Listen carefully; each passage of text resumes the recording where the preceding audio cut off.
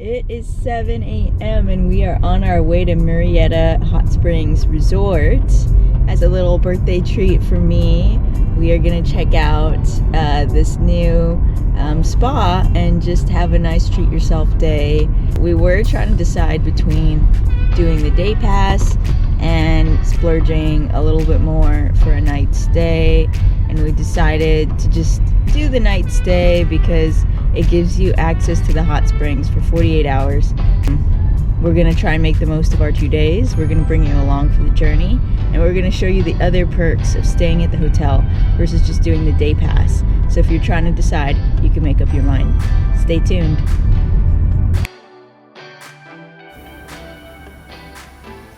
The outside of the Murrieta Hot Springs Resort is right off a busy road that connects to shopping malls and business complexes in the area. I would imagine a lot of people drive by this resort without even realizing it's here. However, once you are on the property, you are immediately transported to a relaxing and well-landscaped environment.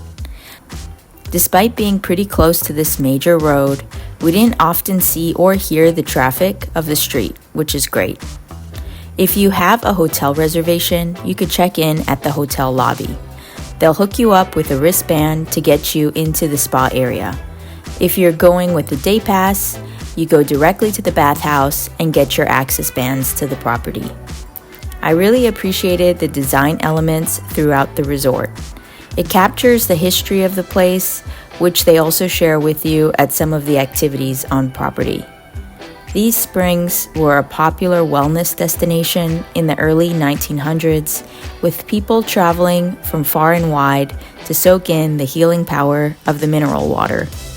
After we got squared away with check-in, we went straight to the adult pool section. This is a great spot for soaking up the sun, and it was quiet throughout our stay there. We really enjoyed the bathhouse, where you can find a reflexology walk next to a separate room with hot, warm, and cold pools. They have posters in the bathhouse that tell you the benefits of this hot to cold water therapy. We tried it and it was very relaxing. It also improves blood circulation and any inflammation you may have in your muscles. We also did the sauna.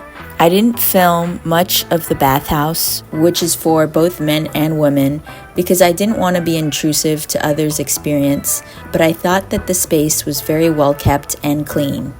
Around 3 p.m. our room was ready, so I'll show you where we stayed and what a double occupancy room looks like. Hi guys, so I was editing this video and I realized that I didn't record audio for some reason, so I'm just going to fill in the gaps here. My room was really spacious, as you could see. There was a lot of space to set your bags.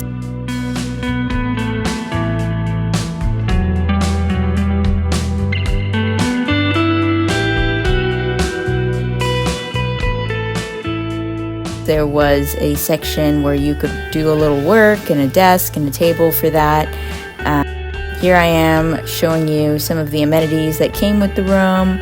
These water bottles were really nice, mineral water.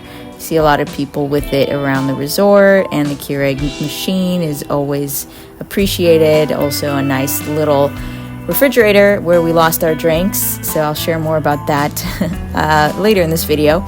But here was the bathroom, which was also very clean and spacious. We loved the smell of the soap they had.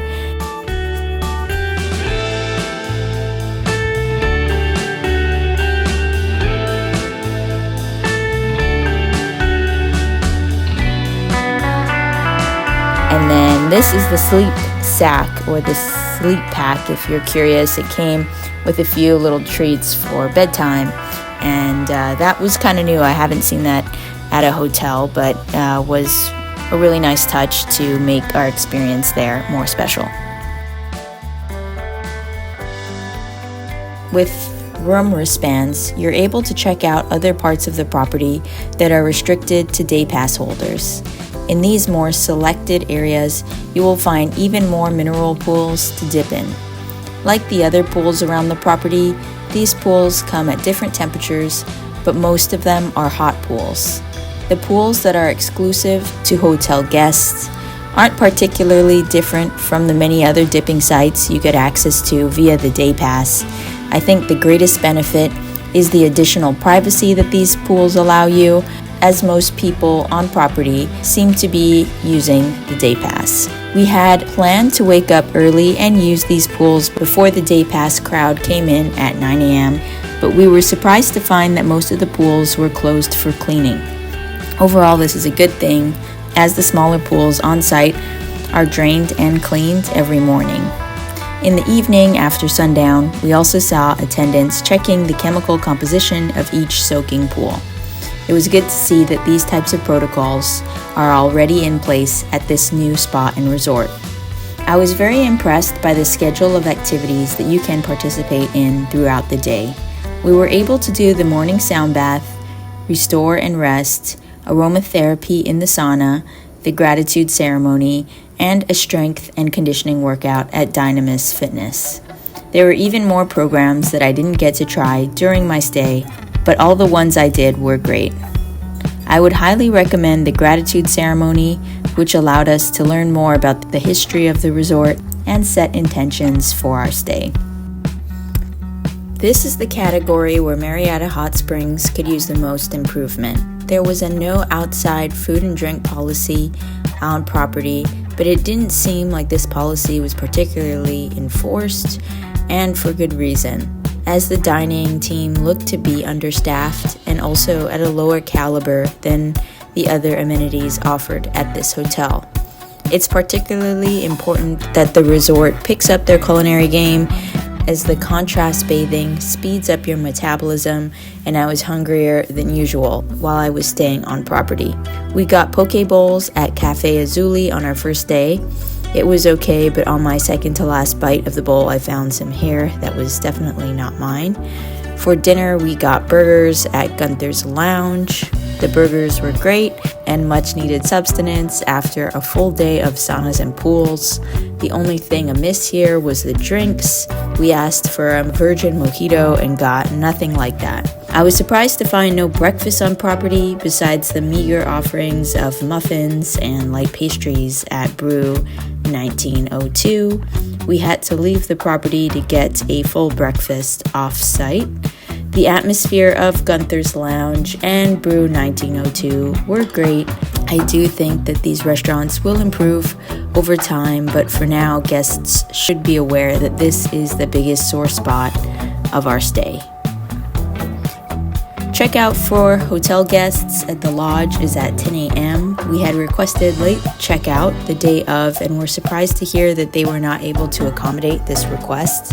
Other than this inconvenience that had us rushing out after our night stay, I would say that this process went fairly smoothly. Don't forget any drinks or food in your room. We accidentally did this with our sealed specialty drinks we brought with us, and we had reached out to the house cleaning manager less than an hour after we had checked out, and our items were already gone.